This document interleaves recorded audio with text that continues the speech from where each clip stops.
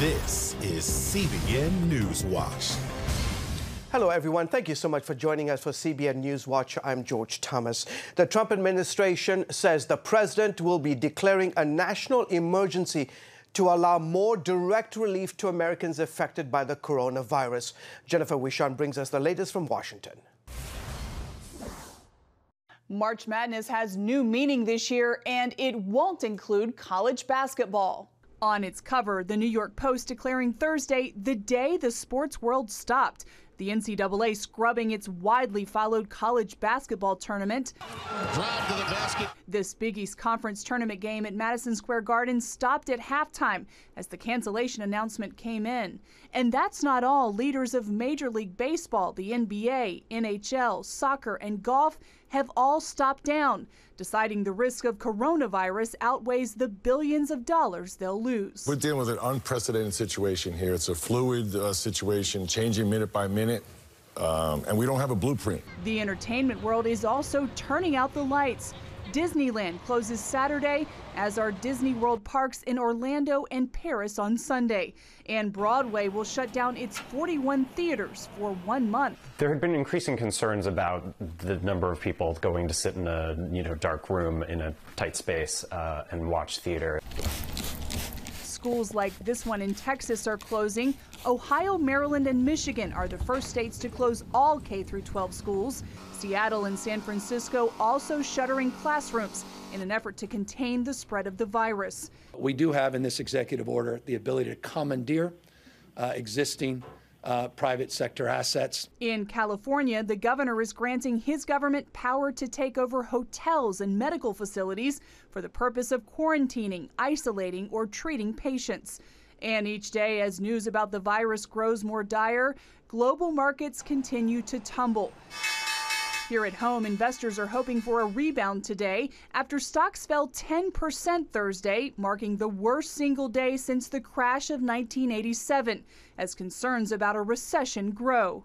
In Canada, 48-year-old Prime Minister Justin Trudeau is isolating himself after his 44-year-old wife, Sophie, tested positive for the virus. And what about solutions? On Capitol Hill, lawmakers are expected to vote on a bipartisan relief package today, negotiated by Speaker Nancy Pelosi and Treasury Secretary Steven Mnuchin. That includes free testing, increased unemployment coverage, and paid emergency leave. A deal on top of the $8.3 billion package Congress already passed for research, vaccines, and preparedness. This as China threatened in a state newspaper story that it could impose controls on its drug exports, which it says could lead to America being, quote, plunged into the mighty sea of coronavirus. And here at home, if certain regions of the country get too hot with the virus, the president says it's possible travel restrictions within the U.S. will be imposed. All this as Americans in Europe work to get home. We're trying to get back home to San Diego. I don't know. We'll see what happens. Amid the anxiety, many Christian leaders are calling for prayer. Sunday, the nearly 48,000 churches of the Southern Baptist Convention will take time to pray, asking God to stop the pandemic, give leaders wisdom, and protect missionaries and their families serving around the globe. Jennifer Wishon, CBN News, Washington. Thank you, Jennifer. Joining me from the prestigious University of Nebraska Medical Center is Dr. Ted Cieslak, a well-known infectious disease expert. Dr. Cieslak, thank you so much for coming on the broadcast. Can you tell us more about the potential of the antiviral drug called remdesivir in treating coronavirus? My understanding is that some medical experts say it's the best hope for treating the virus, and we understand testing right now is going on at the University of Nebraska Medical Center among parents. How are those tests going, and will we have any definitive answers about its effectiveness? Well, thanks, George, for having me here. You are correct. We are conducting a trial of remdesivir versus placebo. It's a randomized trial that patients are offered if they're sick enough to need therapy at all. Remdesivir, we have some reasons to think that it might be effective. It's a drug that we've known about for a while. It was tried against Ebola during the outbreak going on in the Democratic Republic of Congo. And fortunately or unfortunately, depending on your perspective, there were a couple of drugs that proved far more efficacious than remdesivir against Ebola. And so it was dropped for that reason, but we're optimistic that it may have some role against this coronavirus. We won't know the answer to that because with any unstudied drug, there's an equal potential that it could be problematic. And so doing a randomized trial is the only way to sort that out. And we suspect it'll be quite a while yet before we have definitive results from that trial. But it offers us some hope. Sure. Dr. Cieslak, on that point, real quickly, if the trials for the remdesivir go well, when do you think it'll be available on a large scale to hospitals nationwide? And is it only given intravenously, by the way? Yes, so right now it's an intravenous drug, and that obviously poses some problems, much more difficult to use it on a wide scale than an oral drug would be, for example. But I think it will be many months, if not a year, before remdesivir would get through the regulatory process. Typically, when we license a drug, it goes through 3 phases of clinical trials. So that often takes a year to a year and a half. Yeah, a lot of people are asking the question, is this a virus that will go away in the springtime? And if so, could it come back next year? In other words, do we see this virus becoming seasonal? Well, I like to hope for the best and prepare for the worst. And so I think the best case scenario, we hope that springtime and summer will help us with abatement of this viral infection. But I think we have to plan for the opposite. We right now don't have good evidence that it will go away. It's obviously causing outbreaks in nations like Singapore, which are humid tropical climates where it's warm already. So that gives us a little reason for pause. But we hope Mother Nature will give us a little help in that regard. If it does go away in the summer or declines in incidence, we do fear that it will come back. And in fact, I think that speaks to a lot of our strategy right now. So I'm sure some of your viewers are probably thinking, well, the horse is out of the barn. This is sweeping the globe. And there's some truth to that. And we may not be able to stop this outbreak in its tracks. But if we can flatten the curve, so to speak, if we can spread out the infections over a longer period of time, then I think, first of all, we can prevent ourselves from running out of hospital beds, of intensive care beds, of ventilators, of masks, and equally importantly, we can buy some time for these remdesivir trials and vaccine trials. Absolutely. We will have to leave it right there. Thank you so much, Dr. Cieslak. Dr. Ted Cieslak with the prestigious University of Nebraska Medical Center. Thank you, and I hope you can come back on the show again. We move on to other news, where the National Guard troops are deployed to the New York town of New Rochelle, home to about 80,000 residents. State officials there set up a 1-mile containment area where all schools and houses of worship are closed following an outbreak of the coronavirus. Troops have been delivering food and other supplies to people who are in the quarantine zone within that area. New York's governor says the containment area will last until March 25th. So what is life like inside the containment zone? Denise Jacob, mother of 2, joins me now from New Rochelle. Denise, great to have you on the show. What has life been like living near the containment zone? I think life is very normal for people in this zone right now because we're not really being contained or stopped from going through our normal activities. I think the difficulty is not having your kids in school and getting more of the supplies that we need. I think that before, the teachers were actually buying the hand sanitizer, and I believe I just heard that today they started stocking the schools with sanitizer. I myself had a cold, so I wanted to go to the doctor, and the doctor didn't have tests. So I wasn't sure exactly where to go and where to get tested if I do have coronavirus. New Rochelle, we call ourselves New Ro Strong. So we end up looking for help from each other. So we have neighbors kind of reaching out giving help to each other. So it's a great community. It's just difficult right now knowing where to go and how to get there. I just saw a post that we're supposed to call a number, but the number is kind of directing you to go to the hospital. So it's a little confusing. Yeah. Residents like yourself and those around in the 1 mile containment zone apparently are given priority to get tested for the coronavirus. Is this testing happening to your knowledge? I mean, I saw it on news articles. I tried calling them a little earlier. I'll try them again later because they said the hold time is 25 minutes to a half hour to just get through. And I mean, I just have to be patient and stay on the phone and get through. But I went to the hospital yesterday and the doctors were saying they don't have any tests. And they had resources that had people with all 3 of the symptoms that they were asking, and they still had no tests. So I'm hoping that these centers the National Guard is setting up actually have the tests. But when I went to my normal doctor that's within this containment zone, they didn't have anything, nor were they allowed to give it because they just, I guess you need to get it through the hotline somehow. Yeah, okay, terrific. Dennis Jacobs, appreciate you talking to us. Please continue. I know you're a little bit under the weather and hope you feel better soon. Thank you for coming on the show. Thank you. You're most welcome. Well, folks, stay with us for the latest on the coronavirus as we continue to provide updates right here on the CBN News channel and on our fantastic website at cbnnews.com. Don't go anywhere. Folks, we'll be back right after this.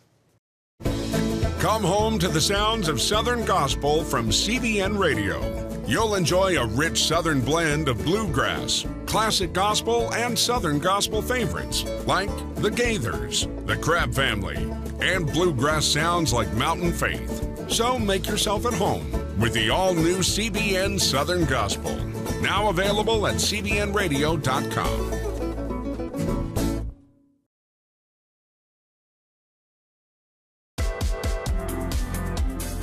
Meet the pastors who are preaching the gospel in a fresh, fearless way.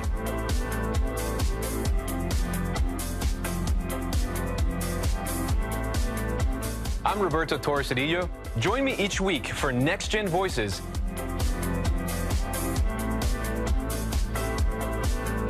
and watch God transform a generation.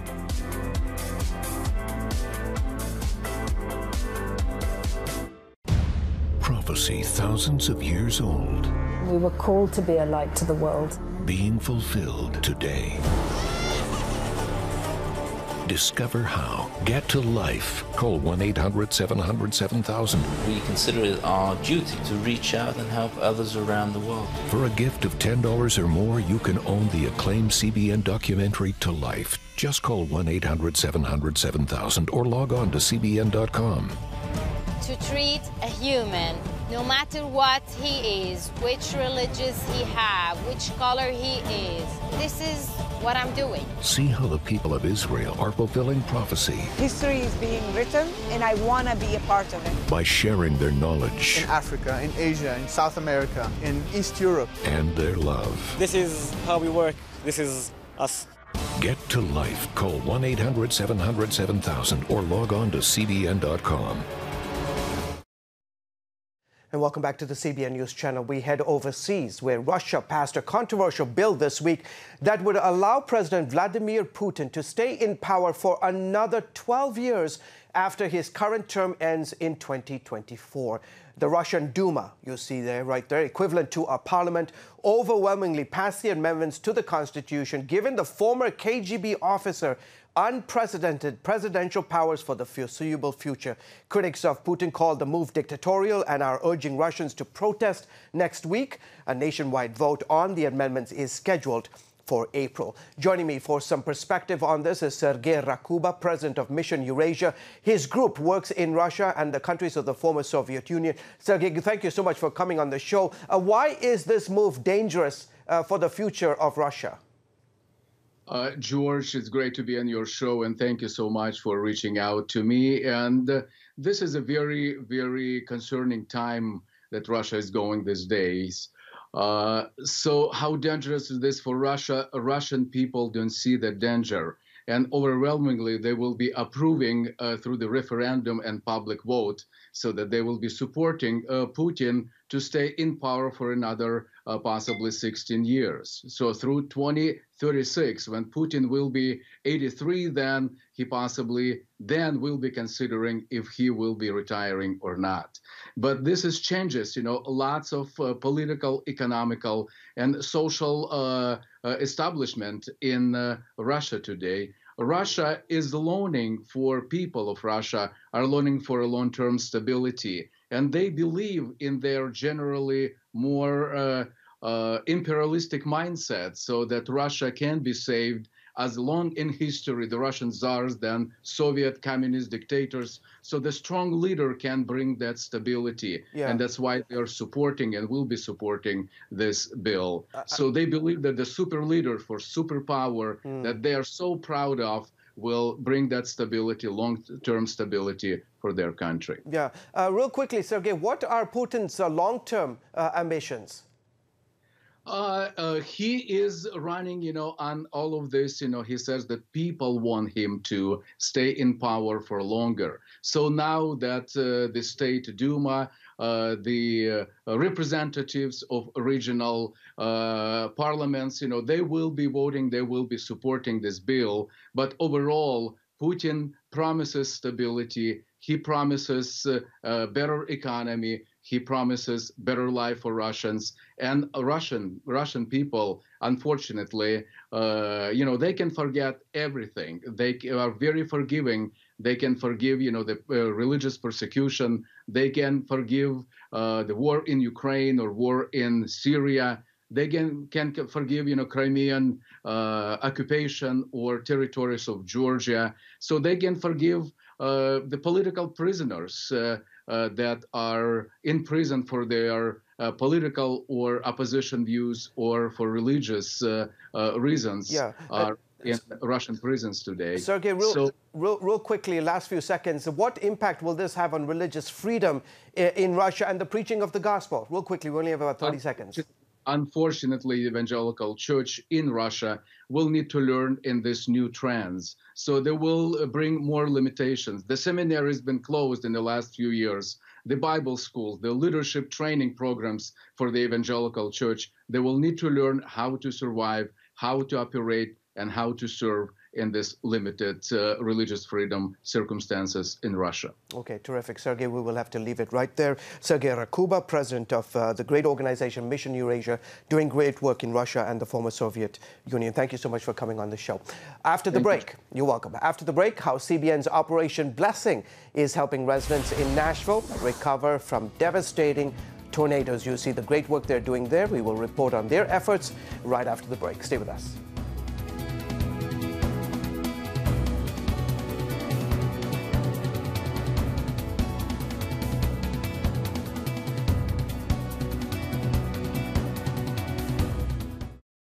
Too often, we carry baggage from our past. You know what it's like. It affects everything and everyone in our lives. It's always there, weighing us down and keeping us from achieving true happiness. But do you know God never meant for us to be trapped in the past? You can be free of your baggage. Learn how God's forgiveness leads to changed lives and new beginnings. Call the 700 Club. I'm Ephraim Graham, and this is Studio 5. Cruise with me as I discover the good things happening in the world of music, sports, television, and movies. The fact that Ryan Coogler was going to be directing the film, I knew that something special was going to happen. We'll chat with artists at the forefront of entertainment and explore the connection between popular culture and faith. I asked my pastor, I said, well, does that mean I'm supposed to be a preacher? He says, well, no, you already have a pulpit. Watch Studio 5, Wednesday night at 9:30.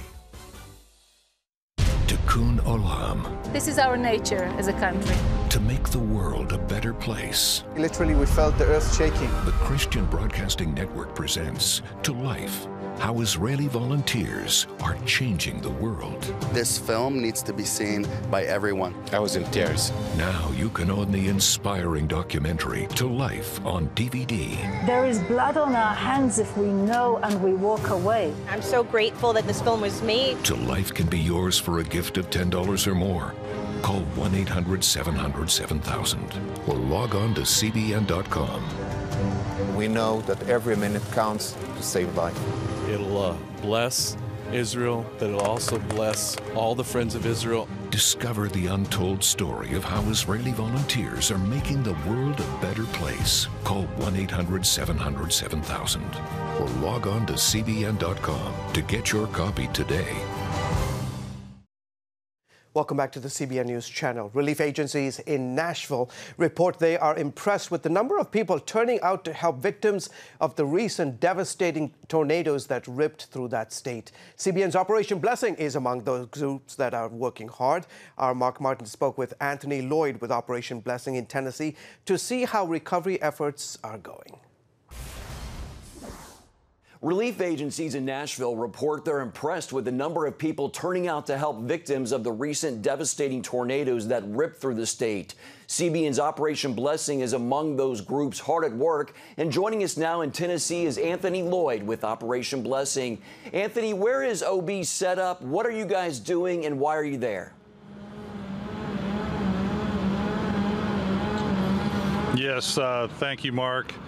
Operation Blessing is currently set up at Cornerstone Church in Nashville, and it's actually in Madison. And what we're doing is we're coordinating volunteers here in the area because of the tornado that struck last weekend. The tornado hit really early in the morning last weekend. We were here shortly thereafter, and then after we completed our assessment, we set up at Cornerstone with our equipment. Where you see us now is what we're doing. We have volunteers working on a home where that individual had a need, and so we have them working, removing debris, cutting the debris down. What is the damage like in your area, Anthony? Like, what have you seen? Describe it for us. Well, it's devastating, and I have personally seen basically damage kind of from Nashville all the way out to Mount Juliet, and the damage is spotty, but where it is existing, it's what you see behind me, homes that are either ripped in half and torn apart, trees everywhere. And partial recovery. A lot of unaffiliated volunteers have come into the area, and that's why you see stuff that's sort of in these varied states with stuff piled up, some stuff still laying around. Very confusing. What kind of work are the volunteers doing? Can you break it down for me? Yes, Mark, I can. The volunteer team that you see behind me, there's two actually on this fairly large pile of debris. They needed cut it down and put it in an orderly fashion to meet FEMA guidelines. The FEMA guidelines are in place so that an orderly disposal of the trash can take place when that capability comes through. So that's one example. You may see some blue tarps on homes throughout this area. Perhaps behind me, the one on the house is not blue, but tarps are placed on roofs to protect against further rain, cover holes. We do tarping, and then we just in general provide support and encouragement. Are you working with local emergency management officials, Anthony? And if so, how are you doing that? Yes, Mark, we are. Thank you for that. We've tried out something new here at Operation Blessing. We have a security specialist who is fully trained, and he deploys with our assessment team. And the reason why that's important is one of the first local officials you need to get in contact with is the local sheriff or police. Operation Blessing deployed for the first time our security specialist, who conducted a quick interview and assessment of the church, reached out to the local officials, and successfully found a point of contact so that when that individual kind of helps set up our standing operations, there's somebody to contact. In fact, this morning they stopped by the church, and all is well. And quickly, Anthony, how can people at home who want to get involved, how can they help? Yes, Mark, as usual, the need is great, and we're motivated by our faith to be the hands and feet that come out and meet that need. We couldn't do it without the great support that people provide. They often watch your news channel, the CBN News. They go to www.ob.org and they get the latest updates there. And also through all of our social media platforms that are Operation Blessing. So any of those venues, they'll find out what the latest is. We couldn't do it without those volunteers. And specifically, we have great partnerships with Home Depot and Kohler. They just give us that extra oomph when we get in scene and provide those resources. So it's a significant need. All right, Anthony. Anthony Lloyd with Operation Blessing. Thank you so much for the work that you're doing there in Tennessee. Blessings to you and your team. Yes, Mark. As always, thank you. It's the new Superbook Bible app. It's packed with games, activities, and Superbook episodes that you can watch for free. Oh, no! There's trivia, a fun daily devotional, and answers to your Bible questions. Plus, an easy-to-understand Bible the whole family will enjoy. You can even create your own Superbook character. Ta-da! It's the new Superbook Bible app. Free downloads on iTunes, Google Play, and Amazon. From Washington, D.C., uncompromising stories, interviews, and analysis from veteran journalists David Brody. Escalating fight. Jenna Browder. Chose his words carefully. Ben Kennedy. Plan to join him. And Amber Strong. Or impeachment grows a little bit louder. Bringing you the political news that matters. We get out and tell the story of the progress that we're making in this country. Watch Faith Nation, weeknights at 6 on the CBN News Channel. We will move the American embassy to the eternal capital of the Jewish people, Jerusalem. As the nations rage, you can stand with Israel. History is being written, and I want to be a part of it. Call 1-800-700-7000 and get to life. This is our nature as a country. Discover the untold story of how Israeli volunteers are changing the world. We consider it our duty to reach out and help others around the world. For a gift of $10 or more, you can own the acclaimed CBN documentary To Life. To treat a human, no matter what he is, which religious he have, which color he is, this is what I'm doing. Support Israel in their time of need. Get to Life, now available on DVD. Call 1-800-700-7000 or log on to cbn.com. And I wish that other people throughout the world could see this side of Israel. Welcome back to the CBN News Channel. After Ireland turned away from the Catholic Church to secularism, church attendance was low. But that's changing thanks to Christian immigrants known as the New Irish. African-American churches have been planting roots across Europe based off beliefs instilled in them way back in the 1800s when the Irish first evangelized Africa. They brought the seed to Africa, and the Africans are coming back here. And for us to come back to Ireland and see Ireland in the state that it's in, it encourages us to do a whole lot more. There are churches being planted in little rural towns that could never have been reached if it wasn't for the fact that God has brought in these people. We've been so blessed by the arrival of these new Irish. The Christian leaders there believe this new movement in Europe will, quote, redefine what it means to be a missionary in this century. Well, that is it for this edition of Newswatch. Thanks for joining us.